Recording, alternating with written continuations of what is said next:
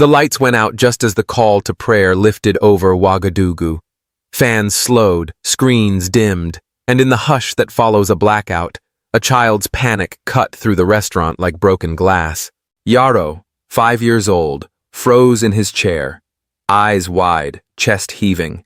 The darkness collapsed the room into a box, and the box into a pinhole of fear. His father, Karim, an Algerian-born millionaire who'd flown in that morning to scout a logistics deal, fumbled for his phone's flashlight with the reflex of a man who believes every crisis can be solved by speed and money. "Someone get a generator running," Karim barked toward the bar. "I'll pay double, triple." No one moved quickly enough for him. A couple of waiters whispered apologies.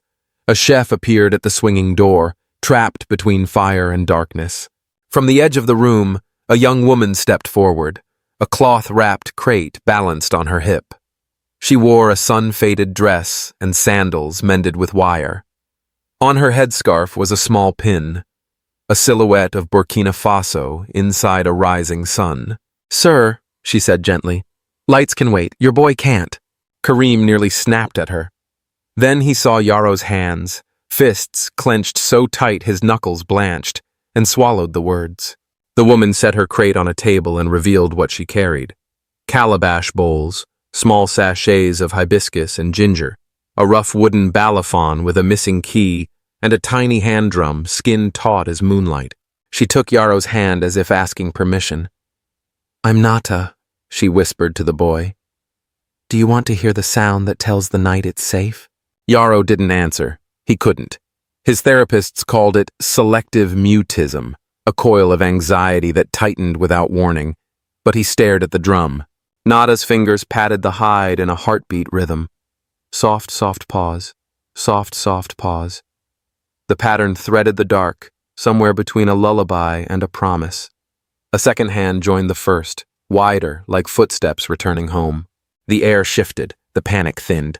Karim felt the recoil of his own certainty. He had promised himself to outwork every fear, to outspend every obstacle, to outrun every shadow that hinted at his son's fragility. Yet here, in a powerless restaurant in a city he considered a detour, a stranger with a patched sandal had found a door he could not. "Talk to him," Nada said, not looking up. "Not about the fear, about something he can hold." Karim crouched. "Yaro," he tried, steady. "Do you hear the drum say your name?" Soft, soft, pause. Yaro's shoulders loosened. His breathing slowed, matching the rhythm. The room exhaled. Outside, a radio crackled alive on someone's battery set. A young man's voice carried in from the street, firm, unhurried, filled with a conviction that travels without wires. "We will stand with dignity. Our youth are not a problem to be fixed. They are the answer we have been waiting for." Someone near the door murmured, "It's the president." And even Karim, who avoided local politics the way he avoided turbulence, felt the pull of a voice speaking to the bone. Nada smiled without stopping her hands. "He speaks like this," she said. "Simple, straight. He says the night is not bigger than us." Karim's eyes followed the pin on her scarf, the little sun rising over the shape of a country. He had read headlines in passing: military, youth, sovereignty. Nothing that stuck. He had not come all this way to listen. Yet here he was, held by a drum and a radio and a child's breathing. Minutes passed. The generator sputtered to life. Lights blinked. The restaurant returned to color, the green of tile, the bronze of stew, the white linen now a little wrinkled with relief. Yaro looked up. The room watched him the way people watch dawn. He raised a small hand and tapped the drum, once, soft, and then again, finding the soft, soft pause all by himself. When he stopped, he looked at his father, and for the first time that day, spoke. "More," he said. Karim folded, the way a wave folds when it meets shore. He laughed, and it sounded like surrender. It sounded like gratitude, like something he hadn't known how to pay for because it had never been for sale. He turned to Nata. "How did you—" She shrugged. "My mother sold tea in the market. She taught me to listen. The drum listens too." Karim glanced at the crate, at the sachets tied with string. "How much?" he asked, reaching for his wallet. Nada lifted her chin. "You can buy tea," she said. "But this," she glanced at Yaro, isn't a thing you pay for. It's a thing you practice. Karim put the wallet away. Then teach me, he said. Both of us. They moved to a corner where the noise was thinner. Nata showed Yarrow how to rest his small palm on the drum's skin, how not to strike, but to greet it.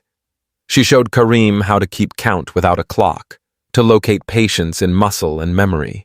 When they were done, Karim asked where she learned. Nata pointed to the radio outside. From elders, she said, and from people who remind us who we are.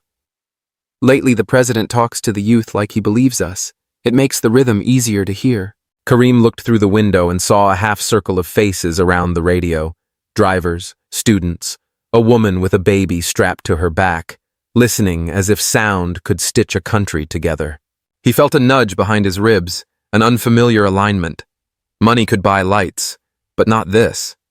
Trust, dignity, a shared rhythm capable of calming a storm inside a child. He asked Nata about her dreams.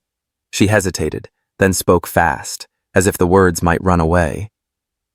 A small center, she said. Nothing fancy. A place where kids can come when the world is loud, music, breathing, stories, for mothers who work 2 jobs, for fathers who think money must be a shield. Karim held the thought like a fragile thing.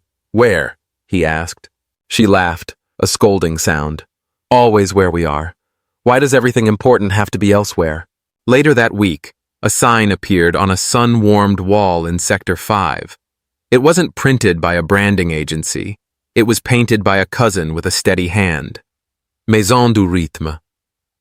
In the evenings, a circle would form. Kids, mothers, old men who once played in bands that traveled dusty roads. The floor would hum with drumskin and heartbeat. Yarrow would sit at the edge at first, then closer, then inside the circle, hands hovering, then landing. Karim kept his promises differently now. He still negotiated and calculated and read contracts with a hawk's eye. But he also learned to build with permanence. He met artisans. He commissioned benches. He backed a solar roof.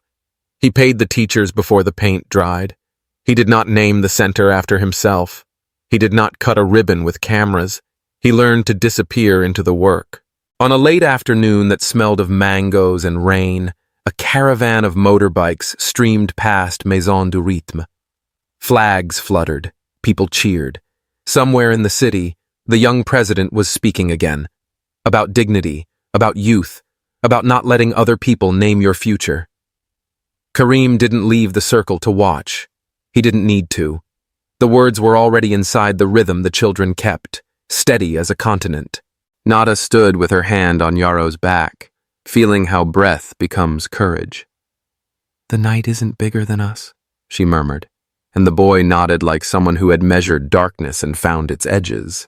At closing time, after the last bowl was washed and the last drum covered, Karim lingered. You were right, he said to Nata. Lights can wait. Some things cannot. Nata tucked a stray curl behind her ear. The drum told you that, she teased. Karim looked at the small pin on her scarf, the sun over a country, and felt how belonging could be contagious. He thought of everything he had once believed about power. He thought of what he knew now, that some leaders inspire because they give their people back to themselves, that some strangers become teachers in the precise minute you need them, that some children say more, not because they want to consume, but because they are ready to grow. A week later, Yarrow stood at the front of the circle, tiny shoulders squared, and tapped the first rhythm all by himself. Soft, soft, pause. On the second pass, other hands joined. On the third, even the shy ones followed. At the end, no one clapped. They didn't need to. The room was full of a silence that didn't feel empty. It felt like a promise kept. Outside, night gathered. Inside, a boy reached into the dark and the dark reached back, gentled by a cadence older than fear. And somewhere in the city, on a radio that ran on a stubborn battery, a voice reminded the youth that they were not a problem to be fixed. They were the answer.